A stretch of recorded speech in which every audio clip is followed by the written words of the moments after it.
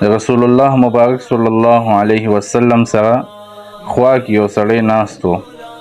کان رجل یأکل فلم یسمي، یو سړی و خوراک یې کولو او بسم الله یې ونه ویله. حتی لم یبقى من طعامه الا لقمة، تر دې پورې چې روټۍ یې ټوله ختمه که مګر یوه نوړی صرف پاتې وه. فلما رفعها الى فیه، کله چې هغه یوه نوړی اخري نوړی خولې ته نږدې که نو بیا یې وویلې بسم الله اوله و آخره، نو بیا بسم الله اوله و آخره وویلو.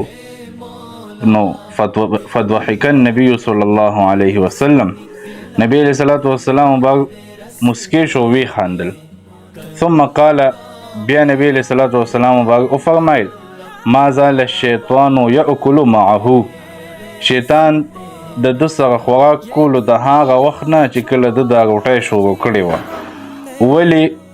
ځکه چې ده بسم الله نه وه ویلې او د الله تعالی نوم یې نو اغشتی په دې خوراک باندې.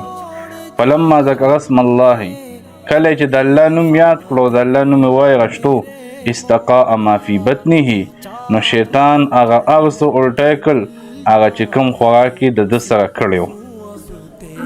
دویم نمبر ادب دا دی چې روټۍ به په ښي لاس باندې خورئ او بل مخې ته دی چې څه پراتي نو هغه به خورئ. ګیر چاپیره به لوښي کې به لاس نه تاوې راتاوې بلکې مخې ته چې څه پراتي هغه به خورئ. عمر ابن ابي سلمه رضی الله تعالی عنه فرمای قال كنت غلاما في حجر رسول الله صلی الله علیه وسلم، یې فرمایي چې زه د نبی علیه صلات وسلام مبارک په پرورش کې وم. دا د نبی علیه صلات وسلام مبارک پرکټی و. وکانت یدي تتویش فی الصحفة، نوی د نبی علیه صلات وسلام مبارک سره یو ځل ناست وم خوراک مې کولو، نوی زما دا لاس دا په دې کاسه کې تاویدو را تاویدو. فقال لی رسول الله صلی الله علیه وسلم، نو ما ته نبی علیه صلات وسلام مبارک وفرمایل سم الله، د الله نوم یادوه، د الله پاک نوم اخله چې کله روټۍ ته کینې. وکل بیمینک، او خوره په ښي لاس باندې، خوراک په ښي لاس باندې کوه.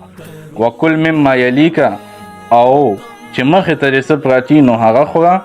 نو دا د روټۍ آداب دي، دا د روټۍ آداب دي. نو کلم چې یو کار کول پکاري مخکې د هغې نه د هغه کار نه مخکې د هغې د آدابو خیال ساتل پکار دي.